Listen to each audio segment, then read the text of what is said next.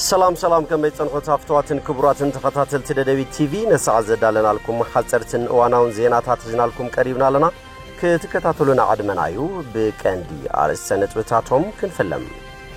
بيرو تمرت تقراي اب زمن تمرت 2017 عام تمرت بولت وصيت نزمت بولت تمهارو 12 كفلي مدرخ سنه سرعه شلمات اكايدو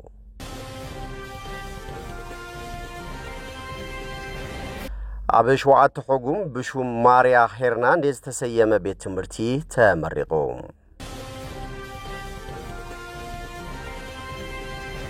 ቱማል ምሸት ካብ ዓድግራት በአንፈት ደቡባዊ ምብራቅ 43 ኪሎ ሜትር ርሕቁ ጽልውኡ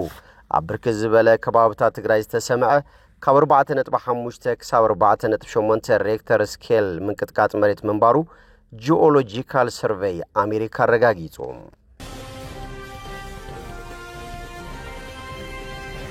أبكل المحرة بصفحات زغطل زلو وق سراوت إثيوبيان فانون تتناخيرو كم زغطلة تحبيرو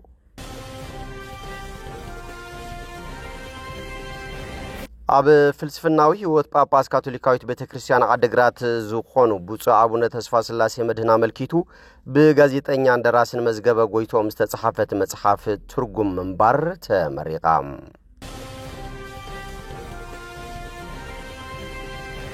أبي إثيوبيا من السؤال كونه مجبات أي سرحن كبل كدماء منستر أبي أحمد تزاريبو نابزر زرو سيرنا لنا مسألة توزينات هات بيني محدش سناي مكتتال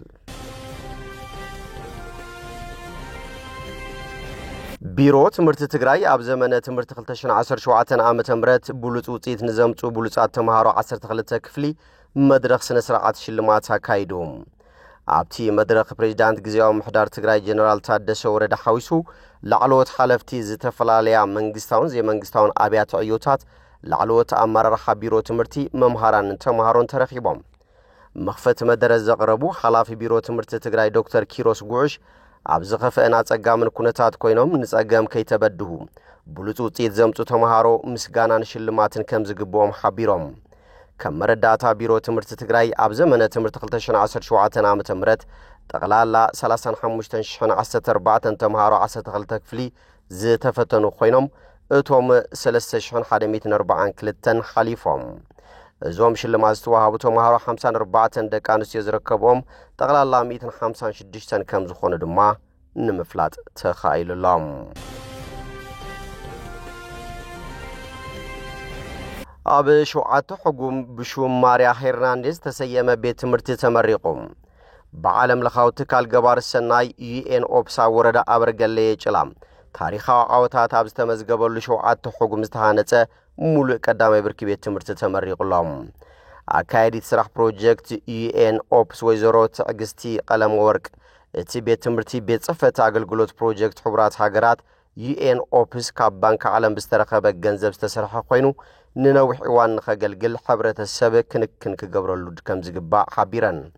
تمهارو بيت مرتشوعات حقوم بسنة ممهار خفلة تسجيمهم عدد قرن صحين كوينهم كم صنحو تزاريبهم حجيجن صريت زخلو بيت مرت مهناتو تسجماتهم كم زك على اللهم قليتهم رئيس ممرتا بيت مرتي ممرات بها قبر كيروس نتي UN أوبستانة اللهم بيت مرت بمسجان بقتالنت زي تمالونا وتتمرت نخمال اللهم تعوي تقريبهم نبرت تخباب بقديوم نتستسرح بيت مرتي قبو كنكن كام زقبرو اليوم قليتهم بيت مخري وردا برقلي جلا اتي بيت مرتي بقف استقاتلت سرحتنيا دوب آلبو حاخايم زخونة ماريا هيرنانديز كسيام كام ستوسنة وانا محدار وردا برقلي جلا ايت سيفور اياز قلت قوينهم بقتالنت زقود الوم امم ملا كسرح تلابيهم كبيد عنوز تفتسمو تمرت تقراي بمسارات خلوات وشتاو عقم بمتنخار مسقبرت سناي بمخوان مسرح كم زد اللي زقلت رمام مكتل خلافي بيرو تمرت تقراي ايتا قبري وحانس في السايوم بتمرت شوعات حقوم بحايلتات انتهت كبيد عنوات كابزوات خم عبيات تمرت مخانو زفلت يوم تمال مشيت كاب عدقرات بأنفت دوبا ومبراغ 43 كيلومتر رحقات تسلووا بركز بولو خبابتات تقراي تسمعه كاب 4.5 كساب 4.8 ريكتر سكيل من قطقات مريت منبارو جيولوجيكال سيرفي أمريكا رقاقيتهم እቲ ምንቅጥቃጥ መሬት ኣብ ከባቢ ሰዓት 1:26 ደቂቕን ክሳብ 10 ኪሎ ሜትር ዕምቆት ዘለዎ ከም ዝነበሩ ዝሓበረ እቲ ማእኸል ኣብ ብርክት ዝበሉ ከባብታት ትግራይ ጽልዋ ከም ዝነበሩ ኣረጋጊጹሎም ንቕንያቱ ኣብ ብርክት ዝበሉ ከባብታት ትግራይ ተደጋጋሚ ምንቅጥቃጥ መሬት ከም ዝተሰምዐ ነበርትን ዓለም ለኻውያን ትካላትን ምግላጾም ዝፍለጥ እዮም ማእኸል ምንቅጥቃጥ ምድሪ ኣውሮፓን ማእኸላይ ባሕርን EMSC ከምውን ማእኸል ምርምር ጂኦ ሳይንስ ጀርመን GFZ ኣብ ዝሓለፈ ሰሙን ኣብ ዘውጽኡ ሓበሬታ ኣብ ርእሰ ከተማ መቐለን ከባቢያን ካብ 5.3 ሬክተር ዝዓቐኑ ምንቅጥቃጥ ምድሪ ከም ዝተሰምዐ ኣመልኪቶም ምንባሮም ይዝከር ማእኸል ምርምር ጂኦ ሳይንስ ጀርመን እቲ ምንቅጥቃጥ ምድሪ ዕምቆቱ 10 ኪሎ ሜትር ከም ዝነበረ እውን ገሊጹሎም ብተደጋጋሚ ሰሙያ እቲ ዓውዲ ከም ዝምዕድዎ ሕብረተሰብ ተማሳሊ ኩነታት ከጋጥሞም ከሎ ካብ ተቐጻጸልቲ ነገራትን ሓውን ክርሕቕ ኣብ ምንቅስቓስ ዝህሉ መኻይን ጉዕዞኦም ጠጠው ከብሉ መስትያት ካብ ዝበጽሖም ህንጻታት ክወጹን ካልኦት ጥንቃቐታትን ክገብሩን ምዒዶም ኣለዉ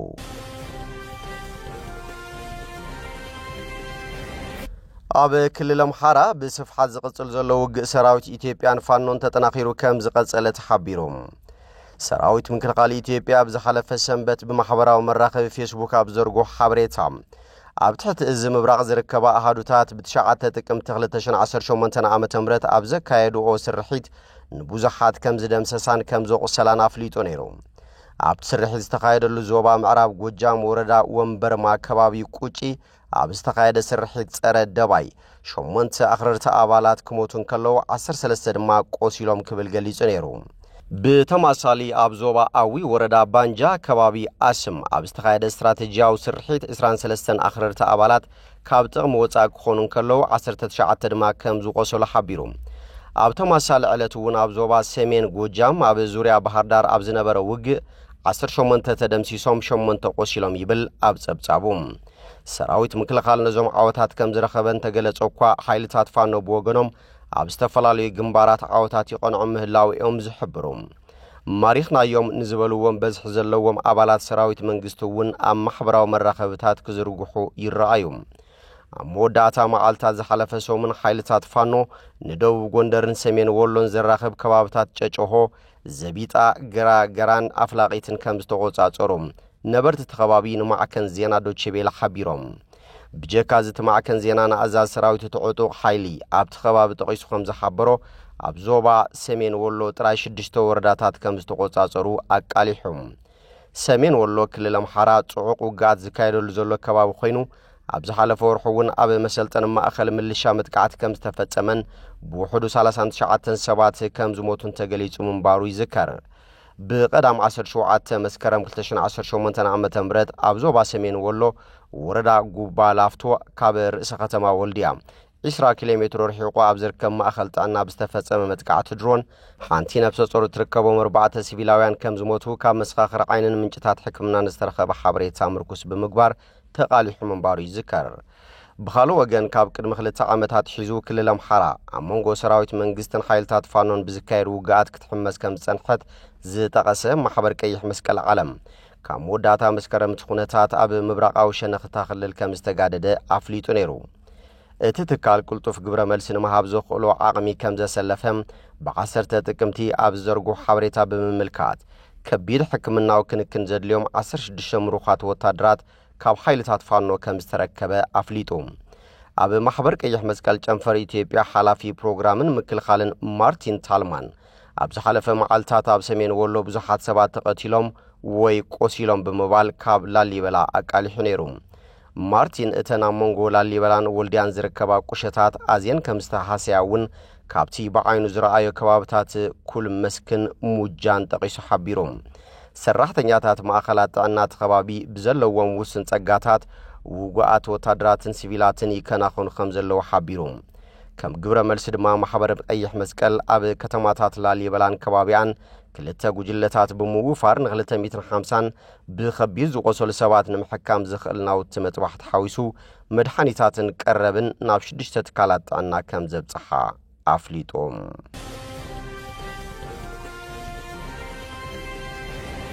ኣብ ፍልስፍናዊ ህይወት ጳጳስ ካቶሊካዊት ቤተ ክርስቲያን ዓድግራት ዝኾኑ ብፁዕ አቡነ ተስፋ ስላሴ መድህን አመልኪቱ በጋዜጠኛ እንደራሲን መዝገበ ጎይቶም ዝተጻሕፈት መጽሐፍ ትርጉም ምንባር ተመሪቃ በዓል ታሪኽ መጽሐፍ ዝኾኑ ጳጳስ ካቶሊካዊት ቤተክርስቲያን ዓዲግራት አቡነ ተስፋ ስላሴ መድህን ከም ዝሓበርዎም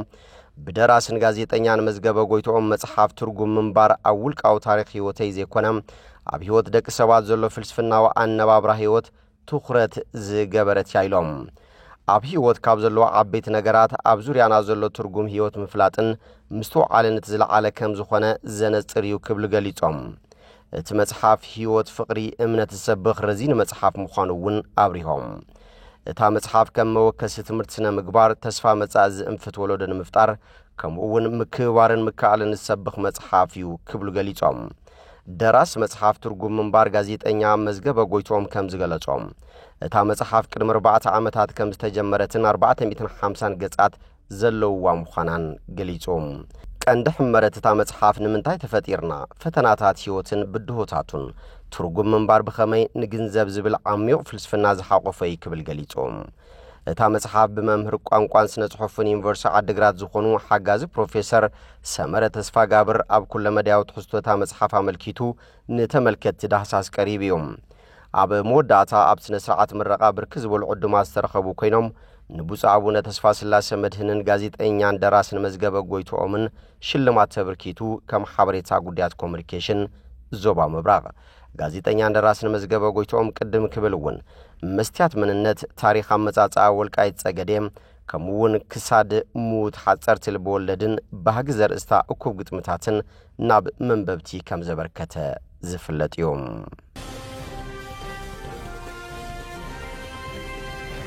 ኣብ ኢትዮጵያ ምንጻል ኮነ ምግባት ኣይሰርሕን ክብል ቀዳማይ ሚኒስትር አብይ አሕመድ ተዛሪቡ ቀዳማይ ሚኒስትር ኢትዮጵያ አብይ አሕመድ ኣብ ክልል ኦሮሚያ ዞባ ባሌን 3 መዓልታት ኣብ ዘካየዶ ዑደት ኣብ ኢትዮጵያ ኣብ ዘካየዶ ዘሎ ፖለቲካዊ ምንቅስቃሳት ምንጻል ኮነ ምግባት ወይ ከዓ ምጥቅላል ከም ዘይሰርሕ ገሊጾም ካብ ሰሜን ክሳብ ደቡብ ኣብ ዘሎ ከባቢታት ናይቲ ሃገር ክንጸል ብዝብል ዝተወደቡ ፖለቲካውያን ውድባት ከም ዘሎ ብምግላጽ ሓደ እኳ ካብኦም ንሃገሩ ዝፈልጥ የለን ክብል ነቒፎም ኣብዚ ብሶኒ 10 ጥቅምት 2018 ዓመተ ምህረት ብመራኸብቲ ብዙሓን መንግስቲ ዝተፈነወ ዘተ ንቀዳማይ ሚኒስትር ዘሰነዩ ሰበስልጣን መንግስቲ ኢህወደግ ነበርን ተሳቲፎም ነይሮም እዚ ንኣስታት 2 ሰዓታት ዝቐጸለ ዘተ ብቐንዱ ኣብ ምዕባልን ኣጠቓቕማን ሃብቲ ተፈጥሮ ዞባ ባሌ ዘተኮረ ነይሩ ቀዳማይ ሚኒስትር አብይ ኣብ መወዳእታ ኣብ ዘስምዖ መደረ ከምቲ ንኹሎም ተሳተፍቲ ዝተሰምዖም ንዕኡ እውን ኣብቲ ከባቢ ዘሎ ሃብቲ ብኸምቲ ዝግብኦ ዘይምልምዑ ከም ዝሕረቆ ገሊጾም አብይ ኣብ መደረኡ ኣብ ኢትዮጵያ ሰላም የለን ሰላም ክቅድም ኣለዎ ዝብል ቅሬታ ብዝተፈላለየ መንገዲ ከም ዝለዓል ጠቂሱ ሰላም ክመጽእ ንጽሊ ሰላም ክመጽእ ንሰርሕ ሰላም ክሳብ ዝመጽእ ግን ኮፋይ ንብልን ክነልምዕና ክብል ገሊጾም ኣብ ኢትዮጵያ ንዝሓለፉ 100 ዓመታት ሰላም ኣይነበረን ኣብዚ ግዜ እዚ ፌስቡክን ዩቲዩብን ስለ ዘሎ ዕለታውን ሰምዖ ስለ ዘለና እምበር ሰላም ነይረ ይፈልጥን ክብል ተሰሚዑ ኣብ ኢትዮጵያ ሽፍታ ጠፊኡ ይፈልጥን ዝበለ አብይ አሕመድ ካብ ነገስታት ጀሚሮም ዝነበሩ መራሕቲ ኢትዮጵያ ግዜኦም ብመኸተ ይሕልፍዎ ከም ዝነበሩ ኣመላኺቶም ነቶም ኣብ ናይ ስልጣን ግዜኦም ሸፋቱን ምስጓግ 100 ካብ 100 ዝሰርሑ መራሕቲ እውን ነቒፎም እቲ ንሱ ዝመርሖ መንግስቲ ሽፍታ ባህሊ ስለ ዝኾነ እናጥፋናዮ ብሓደ ኢድና ድማ ክነልምዕና ዝብል ካይዳ ከም ዝኽተል ተዛሪቡሎ ቀፂሉ ድማ ሰላም ብዘይ ልምዓት ኣይጸንዕን ኢሉ እቲ ቀዳማይ ሚኒስትር ወሲኹ ኢትዮጵያ ወለዶታት ተቐባቢሎም ዘጽንዕዋ ሃገር ክትከውን እያ ኣብ ሓደ ከባቢታት ትግራይ ኣምሓራ ኦሮሚያን ንሪኦም ጉዳያት መልክዕ እንሓዙ ክኸዲኦም ክብል ገሊጾም ካብ ሰሜን ክሳብ ደቡብ ክንጸሊና ኢሎም ዝተወደቡ ፖለቲከኛታት ከም ዘለዎ ብምጥቃስ ነዞም ውድባት ካብኣቶም ሓደ እኳ ሃገሩን ህዝቡን ባህሉን ዝፈልጥ የለን ክብል ይነቒፎም እቶም ሎሚ ኣብ ኢትዮጵያ ክንግብት ዝብሉን ኢትዮጵያ ይፈልጥዋን ክንጸል ዝብሉውን ኢትዮጵያ ኣይፈልጥዋን ዝበለ አብይ አሕመድ ንህዝባዊ ወያነ ሓርነት ትግራይን ግንባር ሓርነት ኦሮሞን ከም ኣብነት ተሰኒዩ ጠቂሱ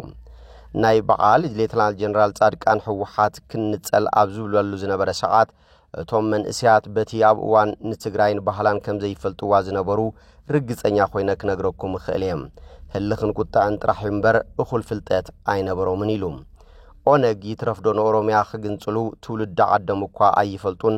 ንባሌ ኣይፈልጥዋን እቲ ካልእ ናጻ ዘውፅየ ዝብል እውን ከምኡ እዩ ሶማልን ካልእን እውን ክብል ነቒፎም